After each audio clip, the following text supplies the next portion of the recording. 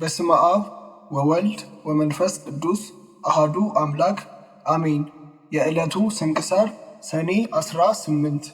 አንድ አምላክ በሆነ በአብ በወልድ በመንፈስ ቅዱስ ስም ሰኔ 18 በዚህች ቀን ከአባቶች ሊቃነ ጳጳሳት ቁጥር 45ኛ የሆነ የእስክንድርያ ሊቀ ጳጳሳት አባ ድሜያኖስ አረፈ። ይህም አባት በአስቄጥስ በአባ ዮሐንስ ሐጺር ገዳም ከታናሽነቱ ጀምሮ መነኮሰ። 17 ዓመት ያህልም እየተጋደለ ኑሮ ዲቁና ተሾመ። ከዚህም በኋላ በታረን ወደ ተባለ ገዳም ሄደ። ይኸውም የአባቶች ገዳም ማለት ነው። እርሱም በእስክንድርያ ምዕራብ ያለ ነው። እንደ ገዳማውያንም ገድል በውስጡ ተጠምዶ እየተጋደለ ኖረ። ከእርሱ አስቀድሞ የነበረው አባ ጴጥሮስም ሊቀ ጵጵስና በተሾመ ጊዜ በሊቀ ጵጵስናው ሥራ የሚራዳውና በሥራው ሁሉ የሚያማክረው ስለ ቤተ ክርስቲያን ጥበቃ አዋቂ ሰው ፈለገ። ይህንንም አባ ድሜያኖስን ሰዎች በበጎ ሥራ ሁሉና በእውቀቱ ያመሰግኑታል። ስለዚህም ወደ እርሱ ወሰደውና በሊቀ ጵጵስናው ሥራ እየተራዳው ከእርሱ ጋር እንዲቀመጥ አደረገው። እርሱም ትእዛዙን ተቀብሎ ከእርሱ ጋር ተቀመጠ። ሰዎችም ሁሉ ወደዱት።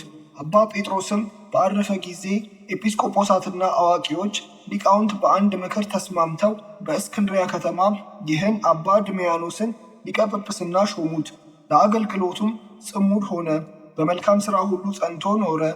ሁልጊዜም ድርሰቶችንና መልእክቶችን እየጻፈ ወደ ሀገሩ ሁሉና ወደ አብያተ ክርስቲያናት ሁሉ ይልክ ነበር። በአስቄጥስ ገዳም በአባ መቃርስ ደብር ከነጣቂው ከሃዲ ወገን የሆኑ አርሲሳን የሚሏቸው መናፍቃን ነበሩ። እነርሱም በሚቆርቡበት ቀን በሌሊት ወይን ይጠጣሉ፣ በማግስቱም ቅዱስ ቁርባንን ይቀበላሉ።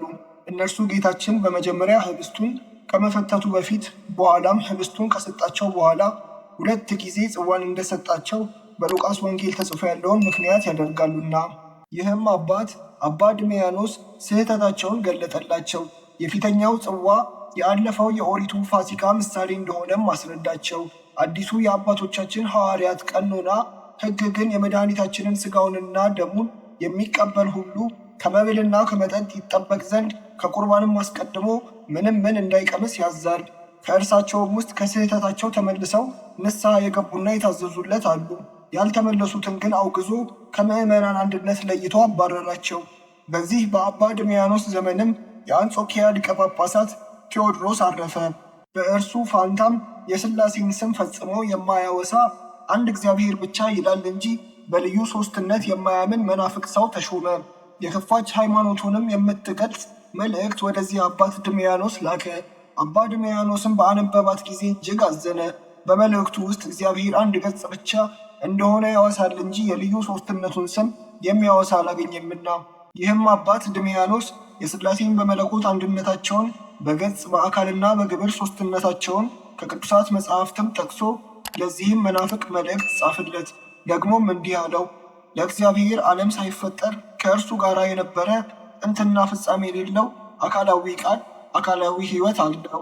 ይህችን ምስጢርንና እውቀትን የተመላች መልእክት ለአንጾኪያ ሊቀ ጵጵስና ወደ ተሾመ ወደዚያ መናፍቅ በደረሰች ጊዜ ትርጓሜዋን ያውቅ ዘንድ የልቡ ድንቁርናና የአእምሮ ጉድለት አልለቀቀውም። ነገር ግን በክህደቱ ጸና።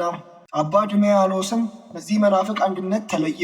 ማኅበሩንም በቅዳሴና በጸሎት ጊዜ ይህ ከሃዲ እስኪሞት ድረስ ለ20 ዓመት ስሙን እንዳይጠሩ አዘዛቸው። ይህም አባት ድሜያኖስ በተግሳጾቹና በመልእክቶቹ መንጋውን እየጠበቀ 43 ዓመታት ያህል ከኖረና ወደ በጎ እርጅና ከደረሰ እግዚአብሔርን ካገለገለ በኋላ በሰላም አረፈ። ለእግዚአብሔር ምስጋና ይሁን። እኛንም በዚህ አባት ጸሎት ይማረን፣ በረከቱም ከእኛ ጋር ትኑር ለዘላለሙ አሜን። በዚህችም ቀን የሰማዕቱ ኤስድሮስ መታሰቢያው ነው። በረከቱም ትድረሰን አሜን።